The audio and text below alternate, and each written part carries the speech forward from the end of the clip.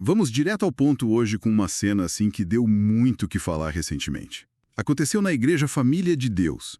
Oi, pois é, uma cena bem inusitada, né? Totalmente. Imagina só, em pleno culto, uma fiel vai até o altar com uma boneca reborn. Sabe? Aquelas que parecem bebês de verdade. Sei, são impressionantes. E ela pede uma unção para a boneca. Uma bênção, uma oração, algo assim. É, aí a coisa complica. A reação do pastor, segundo a notícia que a gente viu do Caio Rangel, foi bem drástica. Drástica como? O que exatamente a notícia diz que ele fez? Então, o relato é que ele primeiro perguntou: o que é isso? Confirmou que era uma boneca. E aí, bom, a manchete fala que ele chutou a boneca. Chutou. Nossa, é uma imagem forte, né? Muito forte.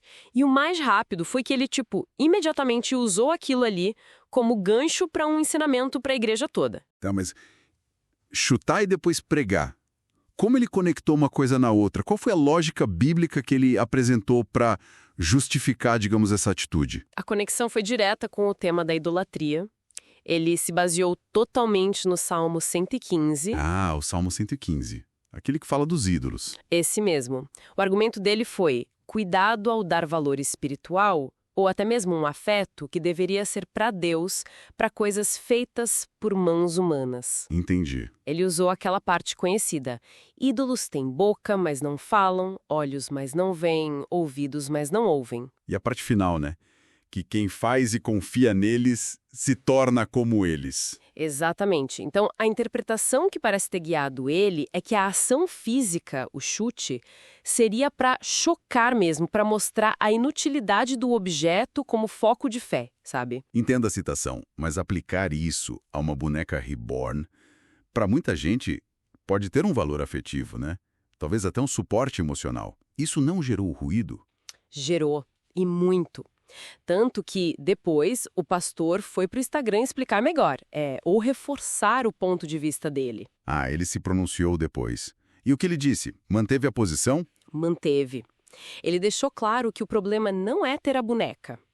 Possuir o objeto em si, segundo ele, não é pecado. Certo. O X da questão para ele continuou sendo a idolatria. Depositar nesse objeto que é inanimado um afeto, uma devoção ou práticas que deveriam ser voltadas ao sagrado.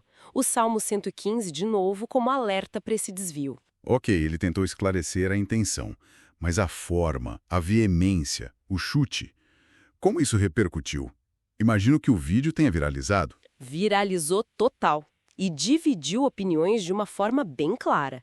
O artigo do Rangel mostra bem isso. Divisão em que sentido? De um lado, muita gente apoiou, membros da igreja, outros fiéis, viram como um ato de coragem, um ensinamento bíblico necessário na lata. Alguns chamaram até de correção com amor. Correção com amor, chutando, é uma interpretação no mínimo polêmica. E as críticas? Exato. Do outro lado, foi choque e crítica pesada. Muita gente achou a reação do pastor exagerada, desrespeitosa, até violenta. Questionaram os limites, imagino? Sim, questionaram o pedido da fiel, claro, mas principalmente a atitude do pastor. O debate foi sobre qual o limite da intervenção, cadê a sensibilidade, com o que pode estar por trás daquele apego da pessoa, né? Será que essa era a melhor forma de ensinar sobre idolatria? Ou o método acabou, ofuscando a mensagem? Faz sentido. Então, resumindo a história toda, uma ação pastoral bem chocante, justificada como um ensino bíblico contra a idolatria. Baseado no Salmo 115. Mas que acabou virando uma baita polêmica sobre métodos, limites e como a gente interpreta a fé hoje em dia. Perfeito. E toca num ponto que o artigo levanta, a tal da idolatria sutil. Aquela que se disfarça, às vezes, em afetos que parecem inofensivos. É, essa linha tênue mesmo. Muito. O caso expôs essa nossa relação complexa com objetos, né?